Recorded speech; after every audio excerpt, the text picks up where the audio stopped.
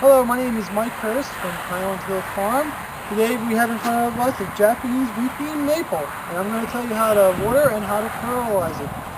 When we fertilize our plants, we usually fertilize them about once or twice a year. The first time is just to make sure that it's the right color, and the second time is for next year's growth. The reason that we are concerned about fertilizing for next year's growth is that a Japanese maple is considered to be a determinate plant. A determinate plant means that each and every year that when it grows out, there's a determinate amount of leaves and stem that can be formed. And that the determined amount of leaves and stem formed is determined by last year's growing season.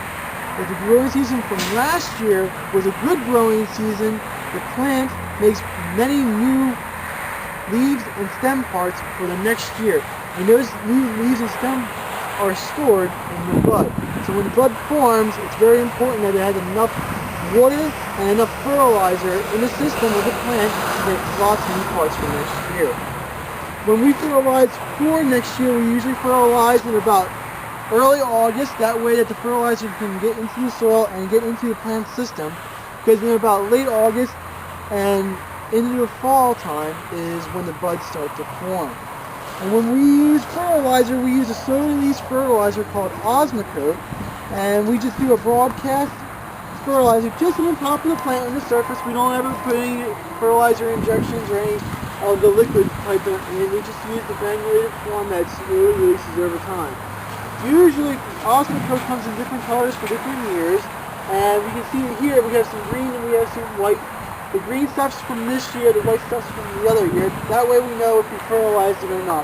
And when we fertilize, this is just an example of some Osmocote, we just pour it in our hand and we just do a light broadcast just over the top. Kind of like that, just making sure that there's enough fertilizer on there for it to last most of the year. The Osmocote comes in different kinds. You have to read a label for how long each one lasts and for the strength. The other topic we're going to talk about is how to water these guys one after you plant them.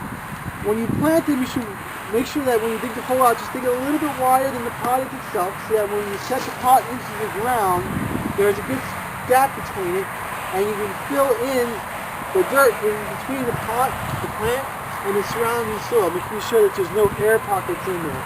You don't want to compact the soil around.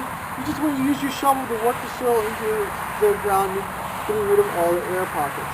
After that, give it some water. That way it settles nicely. And after planting, make sure you go back and keep the ball moist. It's important to keep the ball moist, not overly wet or overly dry. If it's overly wet, there is no oxygen that gets into the soil, and then the root starts to rot and it dies. The whole plant dies.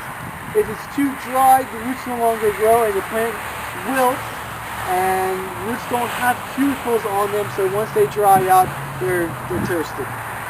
So just make sure that keep it moist, and the plant should do fine. If you have any questions about the Japanese maple, just give us a call at 215-651-8329. Thank you.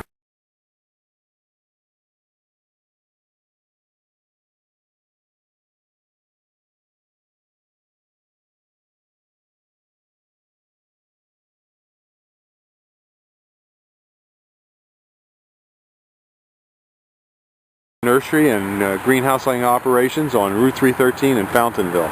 And if you want to come and tour this barn, just give us a call at 215-651-8329 and we'll arrange for you to have a tour of the barn. It's not a problem. We don't mind letting people come and take a look at it. You know, it's an old historic structure and it's available for you to view and come and walk through. And while you're here, you can look at our trees, plants, and shrubs that you can see at our nursery. We grow thousands of trees, plants, and shrubs here on Route 313. We have greenhouses, and we also have an old pig pen. That's our office now, is an old pig pen. So you can come to the farm on Route 313 and get a farm tour. Anytime, just call us at 215-651-8329. Bye-bye.